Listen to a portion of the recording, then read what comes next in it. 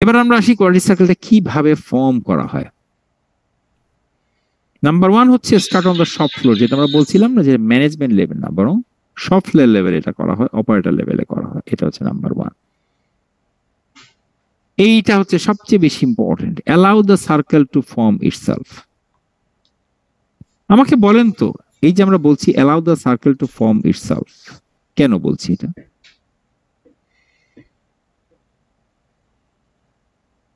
এটা কেন বললাম?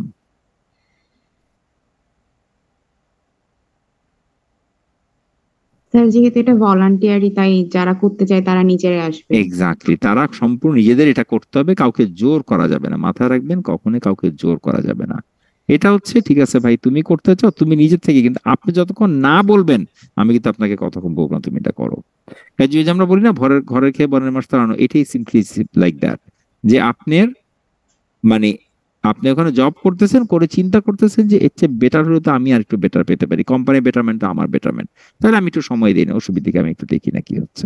যে এই করে আমি সম্পূর্ণ নিজের গরজে করব। কেউ যদি বলে দেয় যে তোমাকে এটা করতে হবে, দেন সেটা কোয়ালিটি সার্কেল আর হবে না।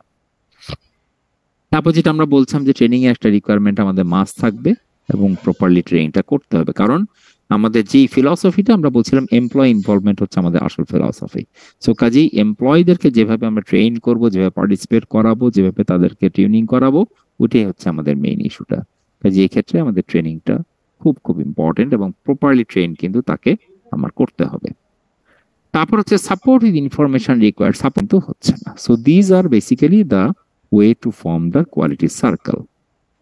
এবং এই জায়গায় যেটা হচ্ছে যে কেন আছে স্কিল এন্ড এক্সপিরিয়েন্স দরকার, কারণ এই জিনিসটা করা হচ্ছে কিন্তু আমাদের একদম ফ্লোর লেভেল পিপলকে নিয়ে। ফলে they need the training, they need the skill development, they need the experience. যত আমি তাদেরকে দিয়ে কাজ করতে পারবো, যত আমি তাদেরকে ট্রেনিং দিতে পারবো, তত কিন্তু আমার ভালো হবে, স্কিলটা ভালো হবে, এক্সপিরিয়েন্সটা ভালো হবে। এটা আমাদের প্রোভাইড করতে হবে তাদেরকে। এই স্কিল ডেভেলপমেন্টের জন্য যা যা দরকার সবকিছু আমাদের সিস্টেমে রাখতে হবে। কিন্তু করবে তারা, সাপোর্ট দিব আমি তাদেরকে। আমি বলবো না তুমি এটা করো, না, তুমি যদি করো তাহলে তুমি এটা পাবা, এরকম একটা সাপোর্ট তাদেরকে আমি প্রোভাইড করব। এই হচ্ছে মূল ঘটনা। বলেন, এই পর্যন্ত কারো কোনো সমস্যা? সরি, এই পর্যন্ত কারো কোনো প্রবলেম, কোনো কনফিউশন প্লিজ?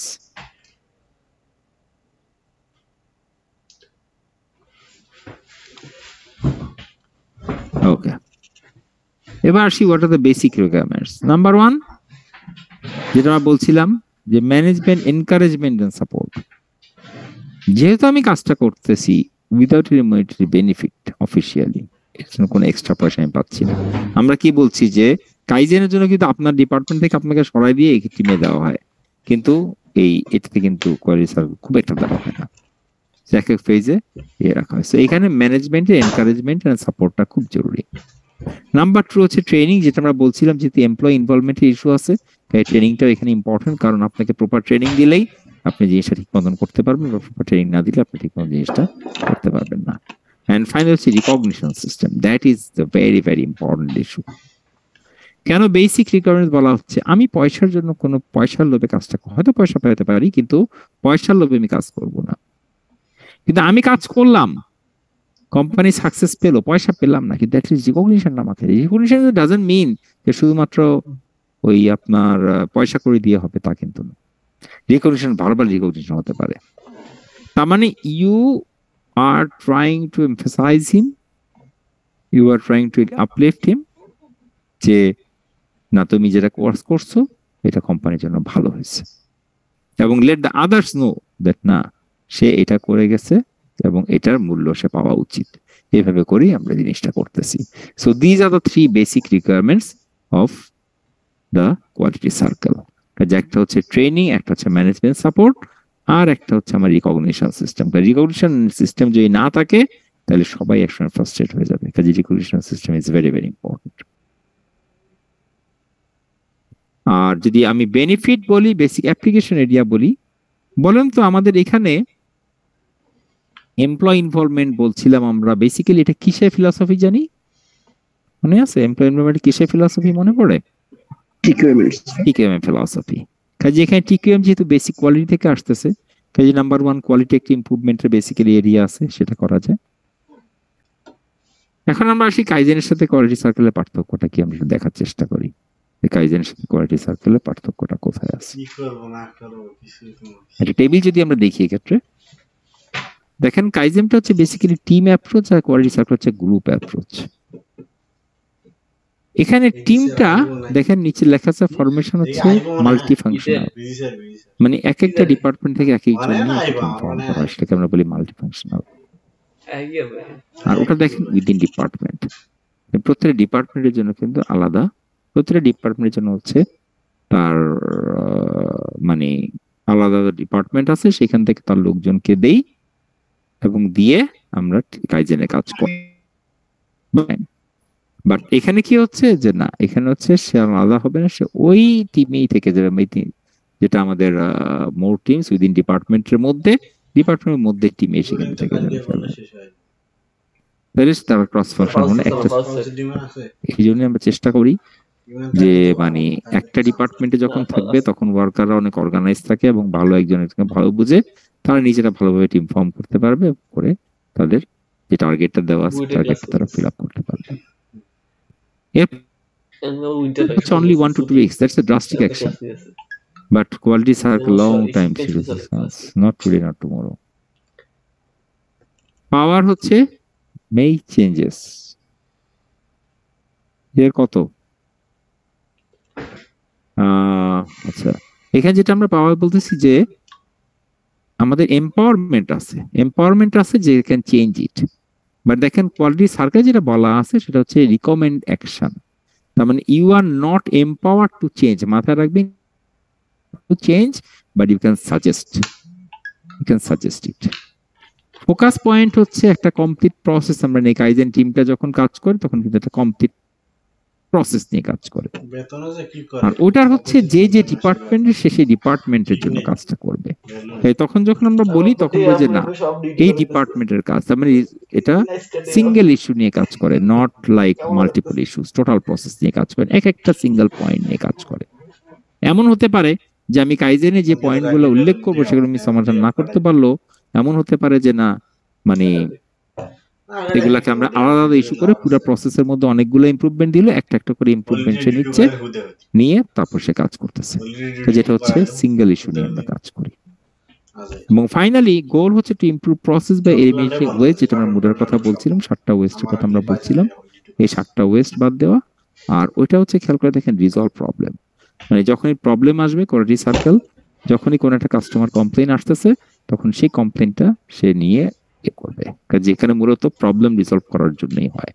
একটা হচ্ছে কাইজেনটা আমাদের টোটাল সিস্টেমটাকে ভালো করার জন্য, পজিটিভ করার জন্য, আর কোয়ালিটি সার্কেল মূলত হচ্ছে প্রবলেম যখন আইডেন্টিফাই হয় তখন এটাকে মিটিগেট করা, এটাকে ইমপ্লিমেন্ট করা, রিডিউস করা, সামথিং লাইক দ্যাট। বলেন এই দুটার মধ্যে পার্থক্য এটা বোঝা গেছে? দুটার মধ্যে কোনো কনফিউশন প্লিজ? কাজে মাথায় রাখবেন কাইজেন কিন্তু একদম অফিসিয়াল, আর আপনার কোয়ালিটি সার্কেল কিন্তু কাইন্ড অফ আনঅফিসিয়াল। যদি এটা অফিসিয়ালি রেকগনাইজ করা হয় কিন্তু ওটা ডাইরেক্ট আপনি এন্ট্রি কাইজেন থেকে যে অথরিটি আছে সেই অথরিটির মাধ্যমে আপনি কিছু করতে পারবেন, but quality circle you don't have that kind of authority. তাহলে আমরা প্রথম যেটা বলতেছি একটা হচ্ছে অপারেটর টু ম্যানেজার ডায়ালগ। তার মানে হচ্ছে এখানে যেহেতু একজন অপারেটর কাজ করতেছে এবং ম্যানেজার থেকে সাপোর্ট নিচ্ছে, ট্রেনিং নিচ্ছে, কাজে সেখানে তাদের মধ্যে একটা ভালো সম্পর্ক ডেভেলপ করে ওঠে, যে তারা ডিপার্টমেন্টের মধ্যে কাজ করতেছে, এটা একটা ভালো সম্পর্ক কিন্তু ডেভেলপ হয়ে ওঠে। সেকেন্ড হচ্ছে যে manager to manager dialogue. Awareness বলতে আমরা কি বুঝাচ্ছি, একটা ডিপার্টমেন্টে ম্যানেজার ধরেন এই কাজটা করতেছে, আরেকটা ডিপার্টমেন্টে ম্যানেজার করতেছে না, কাজেই বাকি সবার মধ্যে যে অ্যাওয়ারনেস ডেভেলপ করার একটা সিস্টেম, এটা হচ্ছে এইটা। এক ম্যানেজার একজন ম্যানেজারের সাথে কথা বলে যার যার মতন তার ডিপার্টমেন্টে সেগুলোকে ইন্ট্রোডিউস করতে পারে। বাট এগেইন রিমেম্বার, সে কিন্তু লোকজনকে ফোর্স করতে পারবে না। সে তো বলতে পারে তার লোকদেরকে গিয়ে যে দেখো ওই ডিপার্টমেন্ট এরকম করছে, তোমরা কিরকম চিন্তা ভাবনা আছে, কোনো করতে হবে না, বাট যদি চিন্তা ভাবনা করে থাকো এরকম কিছু একটা, এটা। এরপরে হচ্ছে আমাদের operator to operator dialogue.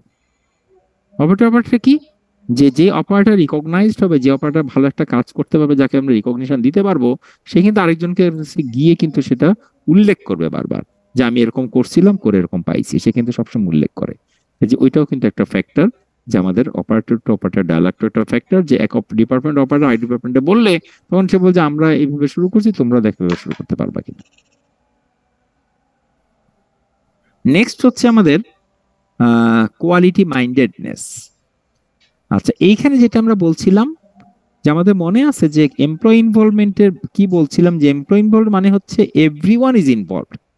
That means it is not the basically the role of বা responsibility of the kind of, যেটা বলবো, this not the responsibility production people, this not only the responsibility quality people, the responsibility each and everyone working for this company. এটা হচ্ছে প্রত্যেকের responsibility. কাজেই ওই যে বললাম যে কোয়ালিটি মাইন্ডেডনেস, কোয়ালিটি কনসিয়াসনেস সবার থাকতে হবে, নাহলে কিন্তু এটা কখনোই কাজ করবে না। সো এখন এটার সুবিধাটা কি, যে যখন সবাই কাজ করবে, আরেকজন দেখবে যেরকম কাজ চলতেছে, তখনই জানবে যে আচ্ছা কোয়ালিটি ইমপ্রুভমেন্টের জন্য এই জিনিস করা হচ্ছে। তার মানে এটা একটা কাইন্ড অফ বাজিং বা হুইসেলের কাজ করবে, যে ঠিক আছে ফাইন, আমিও করি তুমিও করো, সামথিং লাইক দ্যাট। তাতে কিন্তু সাইকেলের প্রোডাক্টিভিটি বা যে কোনো কিছুর অনেক বেড়ে যায়। তারপর হচ্ছে personal development of the participants. এইটা কিভাবে হয় বলেন তো? পার্টিসিপেন্টের পার্সোনাল ডেভেলপমেন্ট কিভাবে হয় বলেন তো?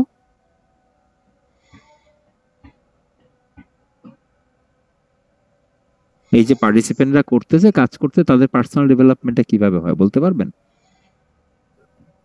স্যার এখানে যেহেতু বিভিন্ন সাইকোলজিক্যাল পার্সনরা এখানে পার্টিসিপেন্ট করবে, সো সবার নলেজ শেয়ারিং হবে, সো নলেজ শেয়ারিং থেকে পার্সোনাল ডেভেলপমেন্ট হওয়ার একটা অবশ্যই নলেজ শেয়ারিং একটা ব্যাপার আছে, প্রপার ট্রেনিং এর একটা ব্যাপার আছে, স্কিল ডেভেলপমেন্টের ব্যাপার আছে। সো স্কিল, নলেজ এবং ট্রেনিং এই সবগুলো মিলাই হচ্ছে পার্সোনাল ডেভেলপমেন্ট। কারণ সে তো নিজে যে শিখতেছে, সে যে কাজ করতেছে, সে নিজে যে মানুষের কাছে যাচ্ছে, ভাই আচ্ছা ঠিক আছে এটা পড়ছি, এটা করতে গেলে কি করতে হবে, he is getting the support from the top management, he is getting the training from his supervisor or manager. এই জিনিসগুলো কিন্তু সবই কাজ করবে। কাজে এই জন্য আমাদের পার্সোনাল ডেভেলপমেন্টটা মানুষজনের যারা আছে তাদের পার্সোনাল ডেভেলপমেন্টটা হয়। So these are basically the benefits of আমাদের কোয়ালিটি সার্কেল। সো বেনিফিট গুলো নিয়ে কারো কোনো কোশ্চেন?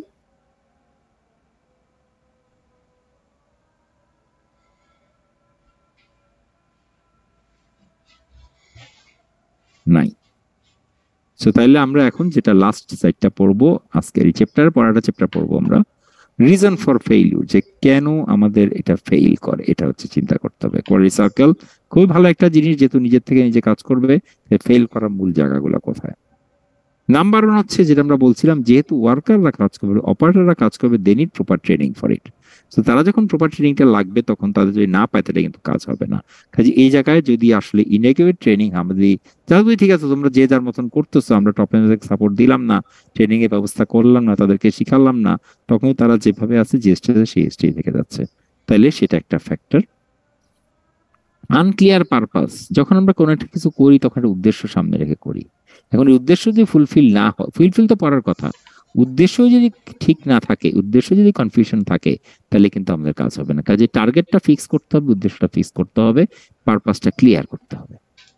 এইটা হচ্ছে ইম্পর্টেন্ট। নট ট্রুলি ভলান্টিয়ারি, খেয়াল রাখেন, নট ট্রুলি ভলান্টিয়ারি। এটা মানেটা কি? এটা আসলে কেউ জোর করে করাচ্ছে বা সামহাও কোনো একটা প্রেশারের মাধ্যমে করতেছে, আমার নিজের ইচ্ছা থেকে করতেছি না। নিজের ইচ্ছায় করলে যে আউটপুট আমি পাবো, আরেকজনের প্রেশারে করলে সে আউটপুট অনেক কম পাবো।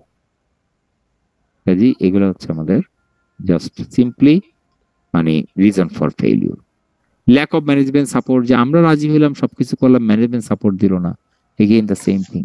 কারণ আমাদের ম্যানেজমেন্ট সাপোর্ট ছাড়া, ইনফরমেশন ছাড়া, এনি কাইন্ড অফ ইন্টারেস্ট ছাড়া কোনো কিছু কিন্তু বাস্তব হবে না। ইনসাফিসিয়েন্ট অথরিটি এম্পাওয়ারমেন্ট, আমরা